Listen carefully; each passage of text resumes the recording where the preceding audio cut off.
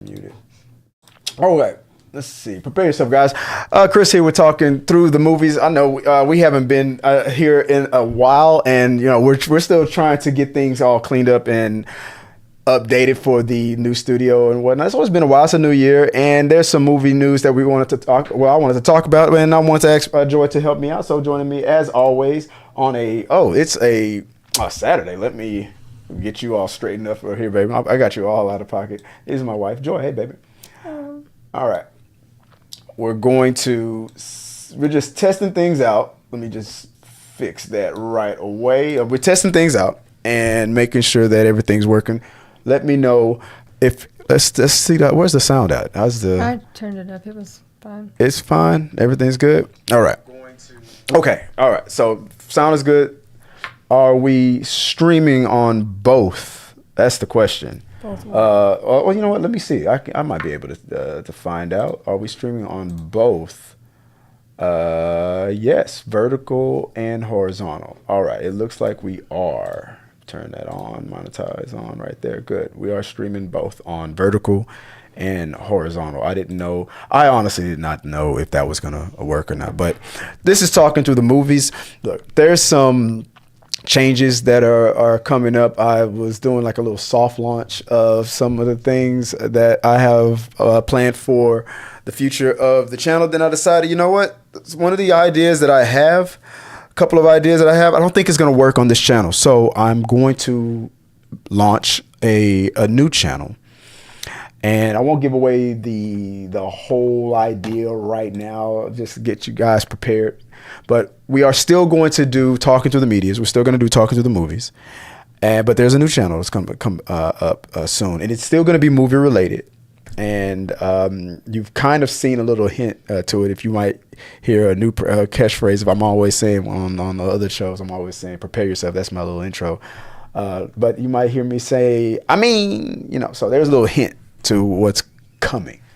There's also another idea that me and Tabitha has come up with. So Tabitha Hamilton will be making her comeback, and because we have a new idea that we're going to launch. So we're going to get that started hopefully sooner than later. But just keep your guys' eyes here on the channel for the news on all of our socials. If you want to like, subscribe, do that right here. Follow us on all of our socials at T3 Media Studios. Our website is still at www.t3mediastudios.com for our movie news related stuff, our media related stuff. And I promise I'll be getting back on top of everything. Just off to a slow start trying to get things up and corrected. So let's just get right into it, guys. If you have any questions, comments, concerns, put it in the box. And as always I always say, let's keep talking. First off, one of these topics that I wanted to get out of the way is, let's see if I got it. Okay. Mercy, the new Chris Pratt movie, Mercy, I think I've heard is off to a slow start. And, coming out to theaters this weekend wasn't the luck of the draw. From what I could see from the trailers, I haven't looked at it much. I don't know. There's really no buzz for me to watch it, and no interest. But I like Chris Pratt, so I might check it out. But this might be one of those things I'm gonna probably wait to see, only because I don't feel like the advertisement of it captured me. The concept of it kind of okay. I'll get into that in a minute. But with this storm, that's not storm. Well, cold front. What do you think about that? The box office is showing that it's gonna affect this movie, or just movies this week in general, because of the storm. Or because half the country is involved in this storm. Yeah. So what do you think? That definitely could, because especially up further north, it's like 12 to 15 inches. Like they're buried in snow. They're not going anywhere. And there we go. Just make sure I got you right there in position. So coming back to what it all means here. Let's see. I have from the Hollywood Reporter box office, Chris Pratt, Mercy's toppling Avatar 3 as a brutal winter storm threatens moviegoers. The Timur Bekmambetov, I'm saying that right, directed film is expected to open to an estimated $12.5 million in line with expectations.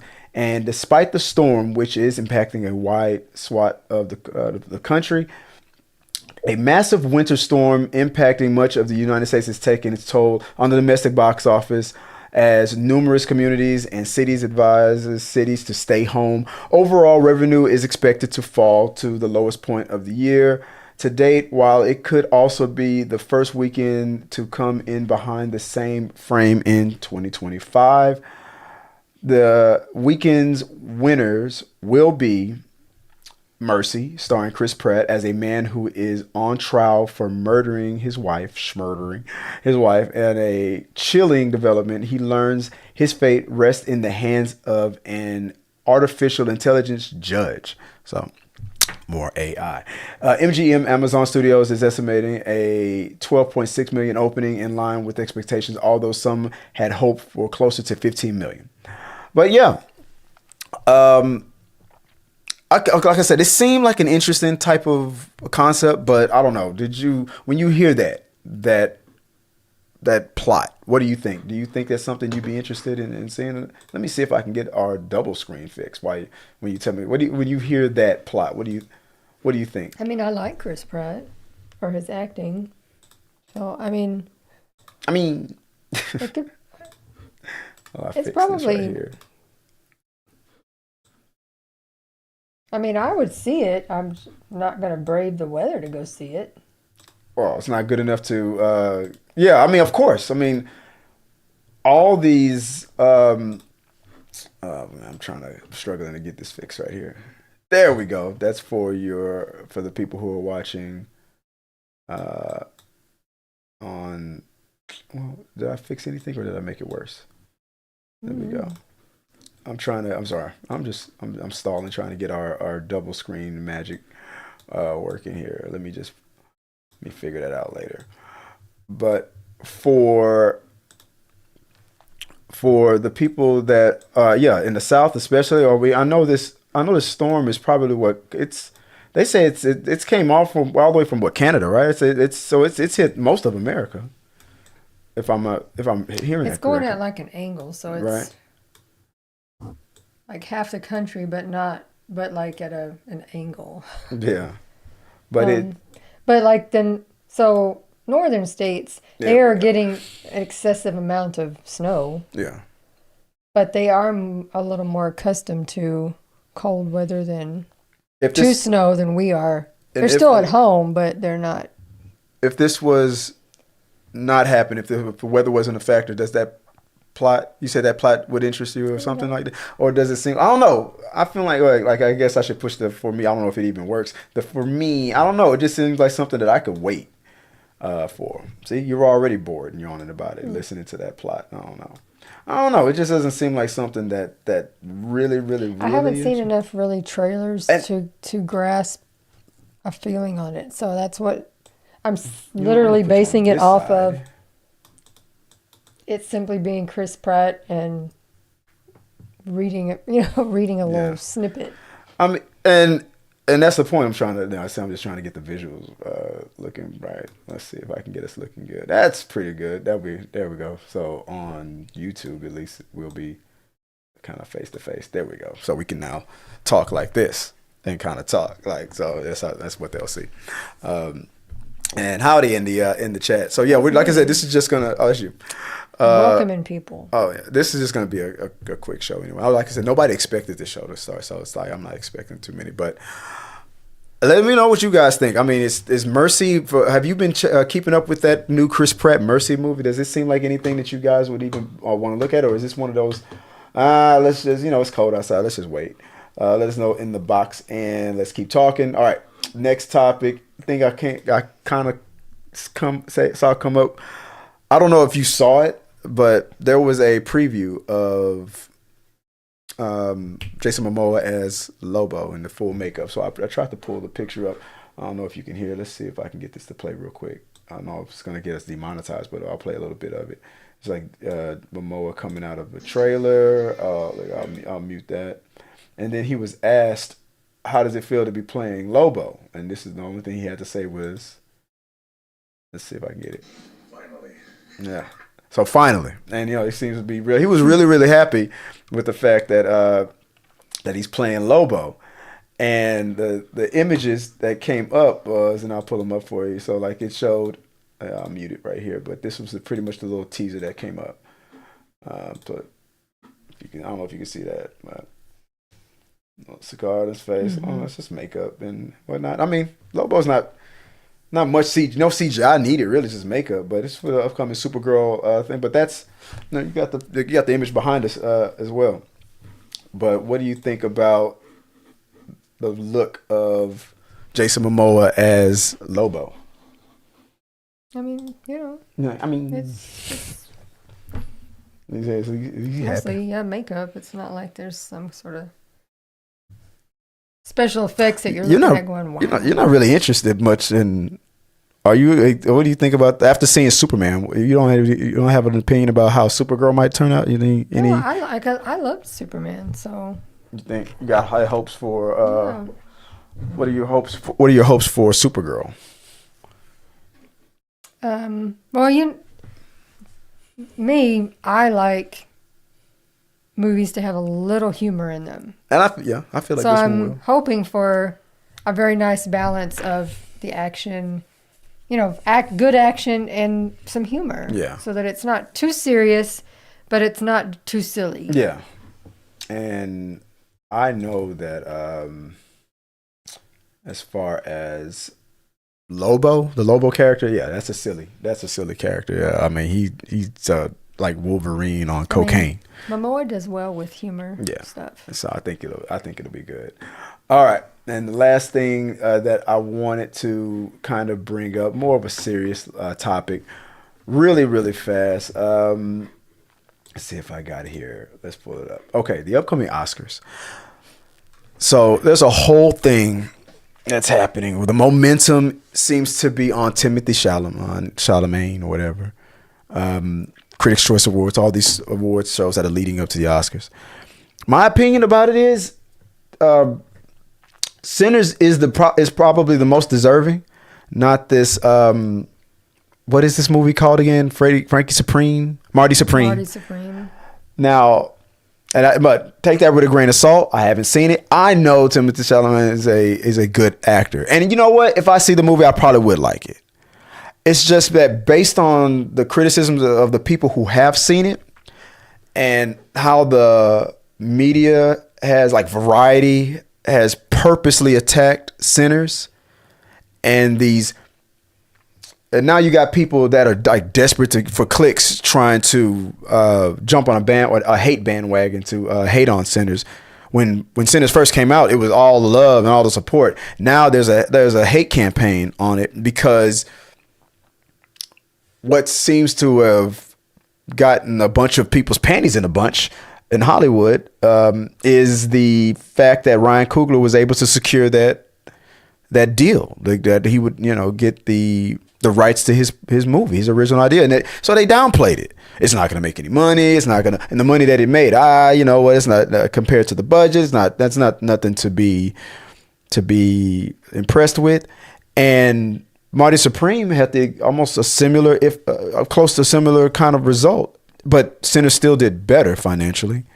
But yet these same critics, they gushed or glazed all over Marty Supreme. I'm just looking at the names in the leading actor. Mm-hmm.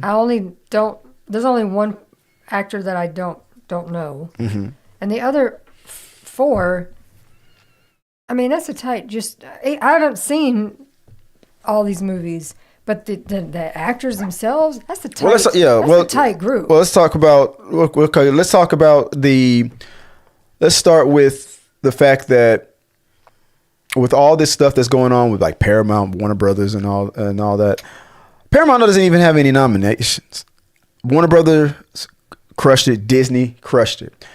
But Sinners even though they haven't been winning any of the major awards leading up to the Oscars, has the most Oscar nominations. They crushed the record for the most nominations. That doesn't mean that they're going to win any of the major ones, but they've crushed the record. The previous record was 14 nominations, being the most any movie's ever gotten, and Sinners got 16.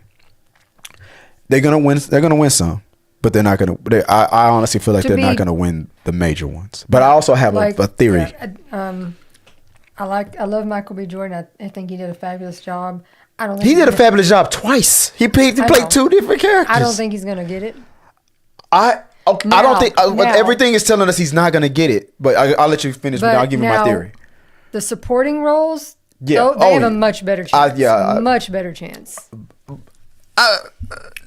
I mean, for their category, but like they're the people in that group. I would have said that too before we saw one battle after another.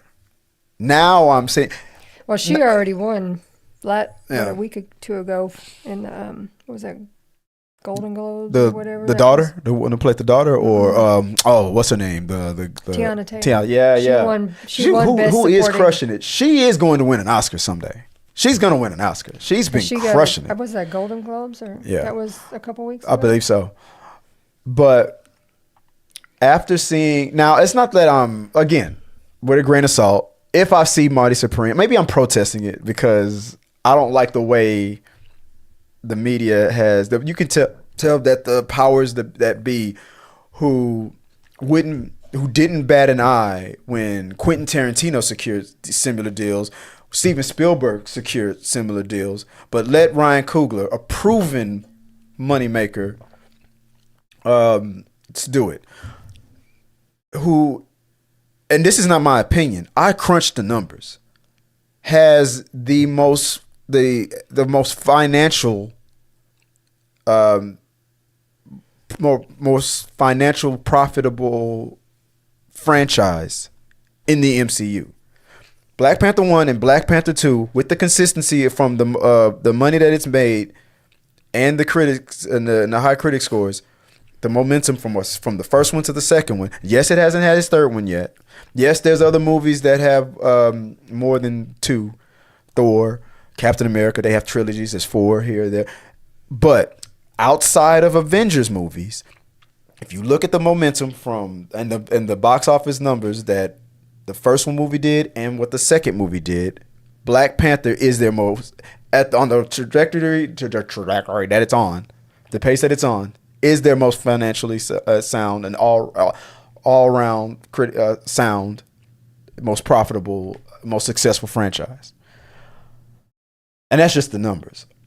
From Fruitvale Station to Sinners to Black Panther, Ryan Coogler in that short amount of time, to convincing Sylvester Stallone, a person who was always against any type of spinoff for Rocky. After getting pitched the idea for Creed, was instantly blown away. Led Sylvester Stallone to getting an Oscar nomination. He didn't win it, but come on, who else? I mean, besides for writing for Rocky, did you believe that Sylvester Stallone would ever get an Oscar nomination for his acting? I mean, Ryan Coogler made that happen. But let the brother get the rights to a successful original franchise, and then all this hate campaign sprouts out of nowhere against him. It's okay when Spielberg gets it. It's okay when Quentin Tarantino gets it, but let Coogler do the same thing. And it's like, now it's a problem. Now there seems to be this push to get I feel like it's probably what, if I see it, I will agree, because all the other critics that I follow are saying this, a less entertaining or inferior in comparison to Sinners movie, Marty Supreme. I'm not saying it's a bad movie, but not better than Sinners. But the powers that be are pushing it to get all the awards to kind of, I guess, I don't know what, put Coogler in his place. Maybe because he didn't kiss enough ass like some other black producers. I won't name names, but I feel like that's what happened. I feel like somebody got Coogler into a room and said, "All right, you know your movie. All right, you know you really don't." we don't like giving too many of y'all directors that type of money. But if you kiss the right ass, we'll let it slide. And he's like, I ain't doing that. And he's like, okay, then good luck at the awards. But in 25 years, he'll be the one with the last laugh because he'll have the rights to his film. Anyway, that out the way. That's just my long rant theory about what's really going on behind the scenes. He's being shunned because they hate the fact that he got that deal for the rights of his franchise. But let's talk about the Oscars real quick. And then we'll give our quick thoughts on the movie we just recently saw before we let it all go. The nominees, starting with like supporting actors. Who was that on the list that you had? Supporting actors. Best actor in a supporting role. We have Benicio del Toro for One Battle After Another. Yeah. Jacob Elordi from Frankenstein. Okay. I still want to see that though, but that's that Netflix one. Delroy Lindo from Sinners. Sean Penn, One Battle After Another, and Stellan Skarsgård. Delroy Lindo. That's what's the old man the drinking. Yeah. People say that he has an outside shot of winning. He could do it. But I'm sorry. What was that last name again? I'm sorry. Skarsgård from Sentimental Value. Mm-hmm. And the Skarsgård's got He got the Golden Globe one. I have okay, so my theory is this. I feel like to shut up the conspiracy theories. No, they're not going to give Ryan Coogler or Sinners the director one or the you know what? I'm getting ahead of myself. I'm sorry. Supporting actress. Supporting actress is Elle Fanning from A Sentimental Value. Inga Ebbsdottir Lilius from Sentimental Value. Amy Madigan from Weapons, the crazy lady. Yeah, it's crazy, but I kind of hope she wins. Wunmi Mosaku from Sinners, and Teyana Taylor from One Battle After Another. Teyana Taylor, the daughter, right? No. We just already talked about that. All right, so best actress. What's the best category? Actress is Jessie Buckley from Hamnet, Rose Byrne from If I Had Legs, I'd Kick You, Kate Hudson from Song Sung Blue, Renate Rains from Sentimental Value, and then Emma Stone from Begonia. I want to. I don't know if I've heard from that one. All right, moving up to actress, best actress. That was best actress. That was okay. We're done. Okay, I'm sorry. Best actor. I'm sorry. Timothée Chalamet, Marty Supreme. Yeah. Leonardo DiCaprio from One Battle After Another. Ethan Hawke from Blue Moon. Michael B. Jordan from Sinners. And Wagner Moura from The Secret Agent. Let me make sure that we got this. I was able to quickly get that. Oh, cool. And director. So it just blows my mind because, like I said, Michael B. Jordan played two characters in a very unique way.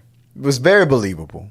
We've got so for directing, we've got Hamnet, Chloe Zhao, Marty Supreme, Josh Safdie, One Battle After Another, Paul Thomas Anderson, who I feel like is going to get it. Sentimental Value, Joaquin Trier, and then Sinners, Ryan Coogler. Yeah. And then for Best Picture, is what they put up 10 nominations for. They called out 10 for Best Picture. Best Picture, Begonia, F1, which I feel like has an outside shot. I enjoyed that one. It was good. Frankenstein, Hamnet, Marty Supreme, One Battle After Another. The one I think is going to take it. The Secret Agent. Never. Yeah. Sentimental Value. Sinners. And Train Dreams. I've not heard of that one. Okay, so my theory is this. I think that all the momentum shows that Timothée Chalamet is going to get it. I think that, they're going to snub. They're definitely not going to give Coogler the best director. He probably deserves it. They're probably not going to give it to him. They're definitely not going to give them best picture.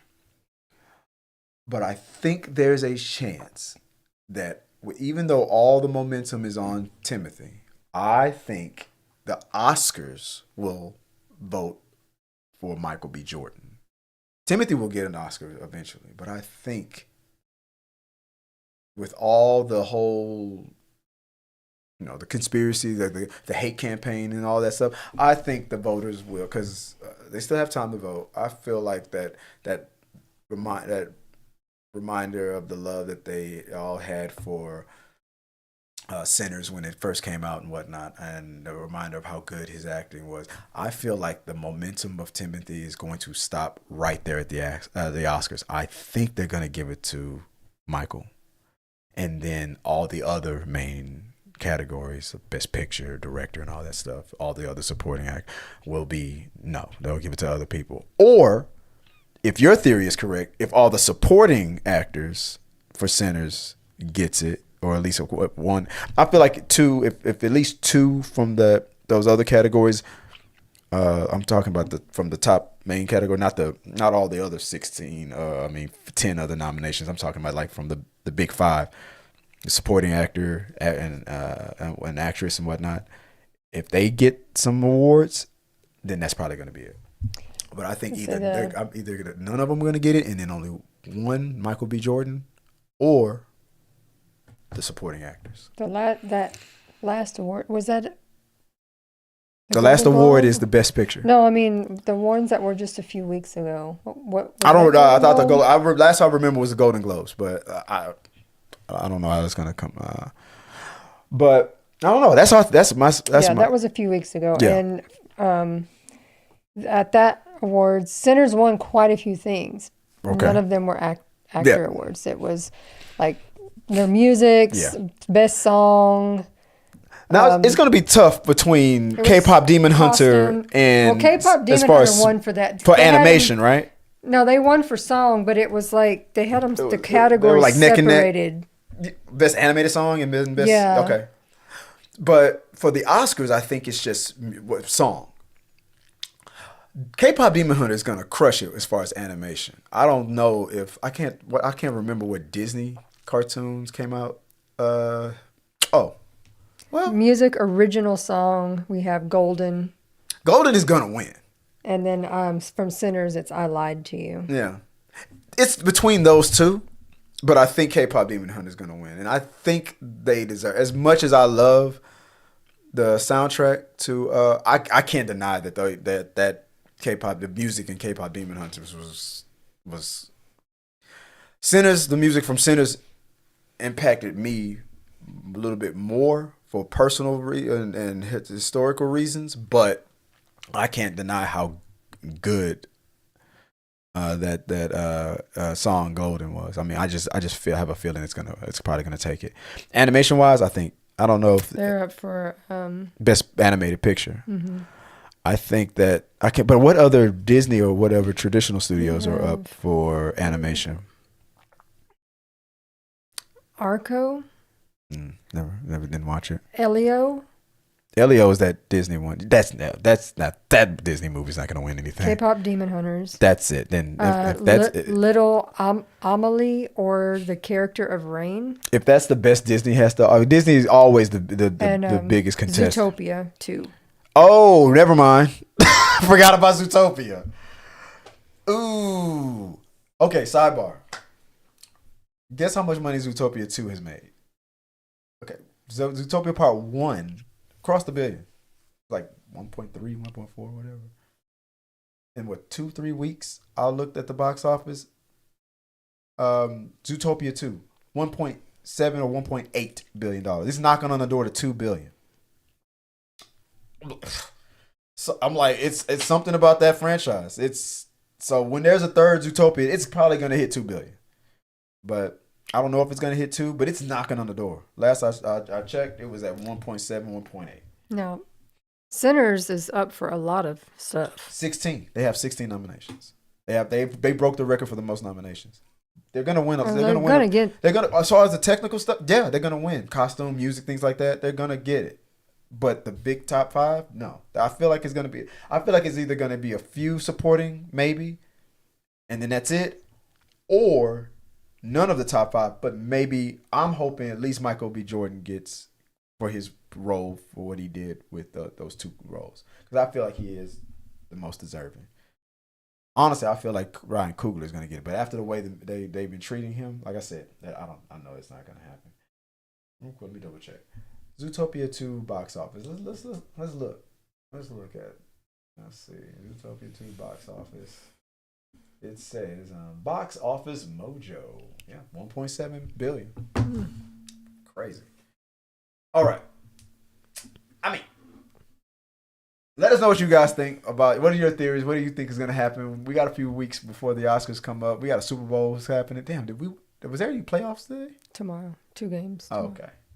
The divisionals. I'm off, so we'll watch. Yeah, we'll clothing optional. Okay, we'll figure it out. Last I wanted to talk about before we just got through watching. Let me see if I can get a graphic up before I start yapping about it. A few things that we've been watching. All right, we just got through watching One Battle After Another. A movie that honestly I did not have that much interest in. I could have waited longer, but I was curious because I was honestly just surprised that you even had any interest in seeing. I like Leonardo DiCaprio. He's a dear friend of mine, but I was surprised that you said you wanted to see it. Let me get the graphics up because I don't want to have to do that stuff in post. All right, One Battle After Another. Okay.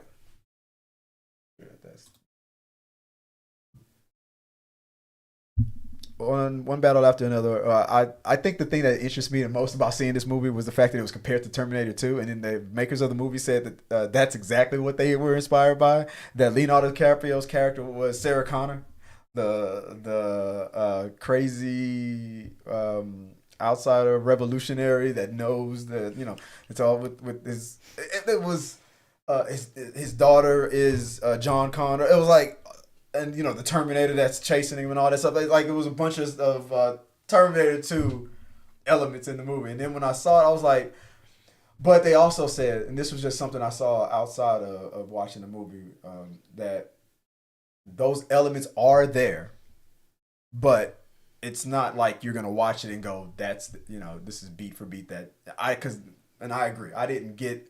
It was like it was a total ripoff and beat for beat, that movie, because obviously this is its own movie. Like I never would have expected the T-1000, getting freaky with with any Sean of the Penn and his I like black girls. Oh man, oh no, I love them. Let's talk about yeah. This was a weird. Low-key fetishy type. This is an homage to like white men that have a black queen fetish. I did not see that coming. That was to me and it was weird when we started watching this movie. You had a thing you said like you have a beef with Sean Penn. What was it? What was that about? You just don't like his face? What the? Yeah, he's always creeping me out. Sorry, Sean Penn. He just creeped me out. I don't know what movie I've ever seen of Sean Penn where I felt like he was creepy. He was creepy in this movie. But I don't know. I guess I got to go back to his Rolodex. But that was a weird thing when you said that was funny. But I did not expect his character to be the way he was. I'm thinking, okay, there is no way. But his first interaction with, and I'm always bad with her name. Tiana Taylor. You know what? As much as who I still do not for the life of me know why she took that role in that Kim Kardashian TV show. That the biggest mistake all of those women made. I don't even know if I want to finish that show. I know it's not going to get a second season, but let's finish it. Anyway, but that first interaction with her and Sean Penn, I was like, when he made that comment, like, what did he say, something like sweet thing or something like that? Like, it was instantly smitten with. This guy, she had a gun to his face, and he was instantly. And she went into her freaky side. So I was like, what is this movie? Then I was Well, like, I mean, even before that, he's looking at her with. Well, you can't tell at first. Yeah, you see him. At first, I thought he was messing with her, trying to but lower like her guard. you see him, you think he's just doing intel with the binoculars and watching them all like holding people at when they're like, he's looking like through a fence in his car. No, that was after their first interaction. I'm talking it about the was, first scene. but I'm just saying. Yeah. You think at first that first interaction it was just because of the heat of the moment and whatever. Yeah, you think that he was just trying to mess with her, get in her head. But then you see him in his he car. Was really smitten with her. In the car with the binoculars, and you're still just kind of like, but then you're like, oh no, he really likes her. Oh, he really likes her. And then when Leo smacks her butt, you see him be like, his no. Whole demeanor. He just ruined it all. That's my chocolate. I'm like, this dude went from. I'm like, talk about a level 7. I'm like, this dude was completely out of pocket. Random talks to Leo in the store, who doesn't know who he is, and is just like, I like black girls. Your daughter love them. Black, you love black. I love black women. They're like, oh, okay. I'm like, like that Leo. He's just looking at him like, more scared than any moment in his life than a random white dude coming up to you talking about how much he like. You think you love black women? I love them. Like, it was weird. I was like, okay, man. Like, he was the weirdest ally I've ever seen in my life. I don't know what his problem was, but that's probably. I feel like there are problematic dudes like that.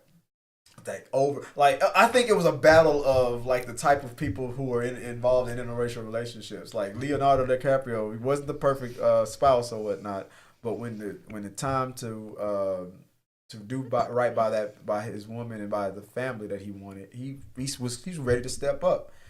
You know, he was what do I call him? He was like a conservative revolutionary. It was a weird character. Like this dude was calling everybody. It was like his character was almost the same character from Once Upon a Time in Hollywood. He hated hippies, but he was a hippie. He called all the other revolutionaries the R words and it was almost like a dude that's like, you guys are too woke. Like all you current revolutionaries are really funny with the liberal, I guess. Later, and he's supposed to be remembering all his secret code words. Yeah, I don't remember that stuff. And he's like, I've been high for 30 years. I don't know. I don't remember this stuff. I don't know what these codes are, man.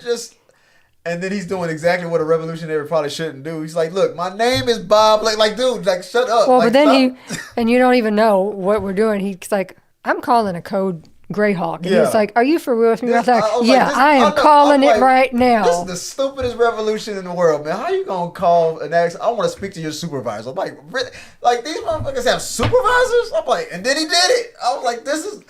Who just happens to be, I guess, a friend. And luckily for him, yeah. And because he was a good dad. He was an imperfect character, but he was trying to be the best dad he could be. It's like there's all those statistics that like when single fathers who like maybe if the spouse like maybe something happened in childbirth or whatever, they do show the stats that there are single fathers when they step up like that, especially when they're by themselves. People think that they that their numbers would be low. I've seen reports that the fathers that stay in the game, those children thrive. They get their education, they go to school, they get through college. The numbers are higher than people give them credit for. And I had to give it to him. He stepped up. He was a very weird dad, but he was a good dad. And then Sean Penn comes into the picture, and that dude there, he just wanted his black queen. He was just, all those years, he just was completely focused on his fetish. That's what I was saying. That was the two characters. You had the white man who in a racial relationship was involved in trying, and not perfect, but doing the right things and right I guess mental. And then you had the other white guy that was completely fetishizing black women for all the wrong things. Like Sean Penn's character was like on the fetish level. It was like to obsession. It was crazy. And those are those two opposing forces. And then you had Benicio del Toro, who's just your side character, who's I couldn't figure about the judo master. Like he was. I mean, he was a revolutionary of his own, just not involved in any of their thing. Who got side involved? Yeah, because he was bringing people across the border and housing them, giving them jobs, but somehow in relationship with what's going on in today's political environment with immigration, gets involved with this, helping him find his daughter. Yeah, but one battle after another. The title is perfect. Because there's so many battles happening simultaneously. You have racism, you have secret societies, you got revolutionaries, you got immigration, you got race, you got race relations, you got independent women that don't want to be pigeonholed into. He kind of makes a reference to life in general when they were drinking in the car and he was taking him to try to the nun, the Order of Beaver Dam or whatever the name of that crazy nunnery was. That's a crazy name. Don't ask about no damn Wi-Fi. Like this is a nut. You know, they're drinking beers in the car, and he says, you know, what do they say about life? It's just always one thing after another. Yeah. Just that was right there. That was right at the beginning, right? No, it was in the. I heard Leo say it at the beginning of the movie. In the beginning too. But, yeah. So he must have said it twice. So it's they life. kept coming back to that. It's always something. That reminds me of that other saying from another movie quote: "Life is like a wheel. Sooner or later, everything comes around." But yeah, once we got past that first revolution hit with Sean Penn's character. Then you realize what this movie's about, and I'm like, okay, no, this is 2 hours, but I'm locked in. I'm watching. We're finishing this tonight. Like when we watched it, I was like, so now for the Oscars, if it's not Sinners, I'm gonna say Sinners is still my favorite of 2025, and I'm gonna say that now One Battle After Another is my second favorite. I enjoyed it. If it's not Sinners, then I hope it's One Battle After Another. I'm just being petty. Like I said, if I see it, I might like it, but I'm going to be anti Marty Supreme just because of the fact of what the agenda is. But I don't know. Listen to what you guys think about that. Overall, what was your rating for One Battle After Another? I'd give it an A. It was a good movie. Do you remember Once Upon a Time in Hollywood? Did you watch that with me? I think, but I honestly feel like that's the same exact character, or he's the son of that character from Once Upon a Time in Hollywood. It's kind of funny. They almost the same exact character. So let me know what you guys think. All right, that's it, guys. Like I said, some changes coming up for the channel. A new channel's coming up as well. Maybe we'll do another talking through the medias and get through that stuff. I just wanted to get something out of the way because I know I've been letting myself down with getting some content out. I didn't schedule this or plan it. I didn't know I was going to have a day off. A day off, a weekend off. So it's been the first time in a long time. So hopefully, maybe I can do something tomorrow. I'm going to keep updating some things. Babe, if people want to find you, where can they do so? Where can they go out and find you online? My TikTok is Viola Fagan, and my Instagram is Scrub Hats and More by Joy. And for me, I'm sorry, I was trying to get my graphics ready. For me, if you want to find me, just focus on at T3 Media Studios. Yes, you can also get me at Chris Fagan, but I'm hardly on my own personal stuff. Not until the new channel comes up. Then I'm gonna use that for those things. But for now, at T3 Media Studios, check out the website. We're going to be looking into new things. T3 Games, talking to the movies will probably be more on handed off to Ricky. I've been talking to him about it because he's more available, more consistent. So we're looking to him on that. Talking to the movies. Talking to the medias is mostly going to be me, but keep a lookout for those things. But we got some more content coming up. But thanks, guys. Want to just hopefully I got getting the bugs out and rust off, and we can get more consistent with it. Let us know what you guys think of the new studio, and share your thoughts, comments, questions, concerns, and until next time, guys, have a good one. Peace.